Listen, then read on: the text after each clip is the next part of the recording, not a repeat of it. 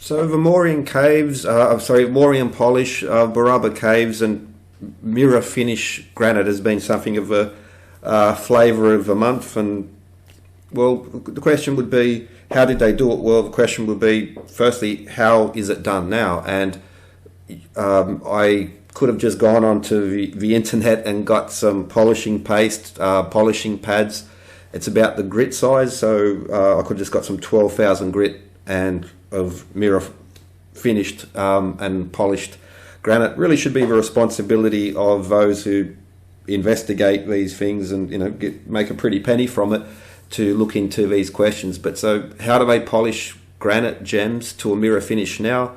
Same way as they did in the olden times. Make a really fine grit, a polishing paste. The only now high speed machines have sped up the process instead of old fashioned hand labour. So how do you make it? So now we don't, they did not have micro mesh sieves back in the day, and so how would it be done? There's no shortage of highly polished metal, stone, gems across time, across the world to a mirror finish. You go to any historic building, graveyard, you'll see highly polished, mirror finished stone everywhere. Buildings prior to modern technology development such as micro mesh sieves or machines to speed up the process. So how's it done? Well, first you need to make the paste, and this fits in well with some earlier videos because there's actually like a pathway from the really rough, coarse waste in quarries that makes it valuable throughout the entire process of construction, right up into the highly detailed mirror finish polish of statues, jewellery, and stone. And so how's it done? Let's have a look. Okay, so I'm in the process of making some very fine polishing powder. So how do you polish granite? So we'll go to some videos I've done on the supposed impossibility or lost technology of Morian polish, which has sort of been a bit of a buzzword. It's also been connected to flatness. Surface roughness has zero to do with flatness. So, but anyway, I have older so while I was in previous experiments, I was drilling and cutting. I kept the old abrasive for one reason.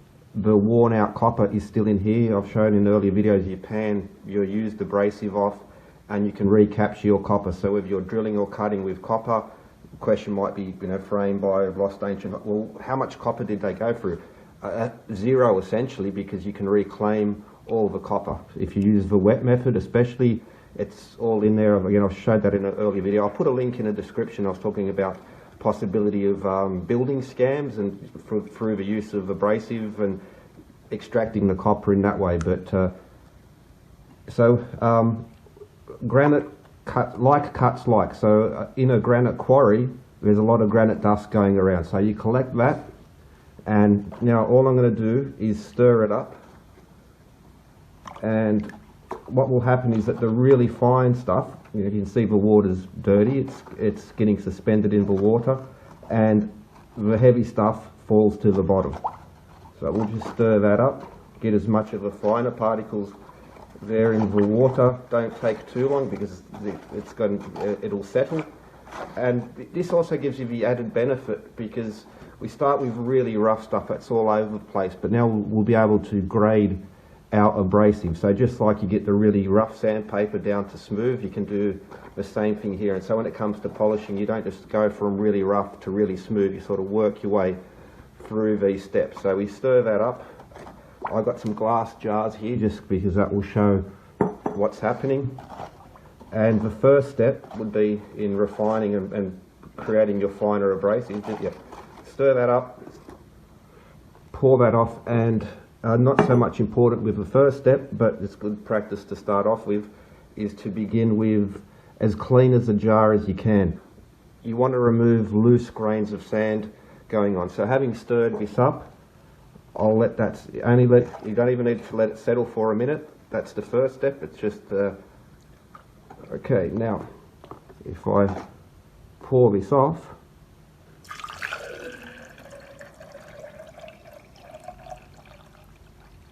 Okay, so now I've separated the fine from the very coarse. You can see that the heavy stuff is going to fall straight to the bottom. Now we just need to wait a few minutes and we'll go to the next step.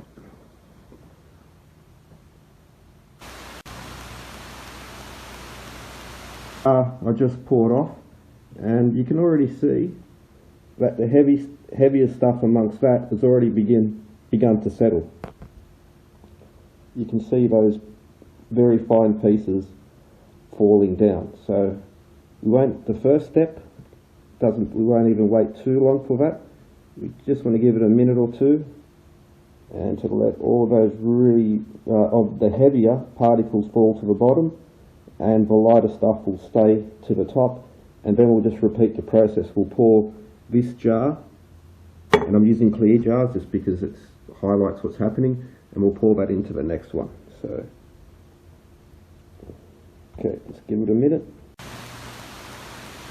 They're still falling, these smaller ones, but you can already see that this different colour. So what we have is this layer on top, and underneath you can see the course of a larger grit size has built up. So already you sort of have a double grade or triple grade. So from the original really rough unsorted filter and to this, the second layer, second sorting of the grit, third, and we'll go there to the top. Now, any moment now, at the very top, you'll start to see a layer of clear water starting to build up. It's already started to happen. So yeah, we'll just give it another couple minutes to let that settle. And each step you go along, so this first step was stirring up the rough stuff, and you need to let it settle for a few seconds. This one we need to settle for a few minutes. The next step we'll need to let that settle for an hour. The next step will be sort of let it settle for a couple of hours. Next step, let it settle overnight, and you carry on like that for a few times until you filter out the really coarse stuff and the really fine stuff. So how's that? If you can see the thin layer of clear water, but give it a second.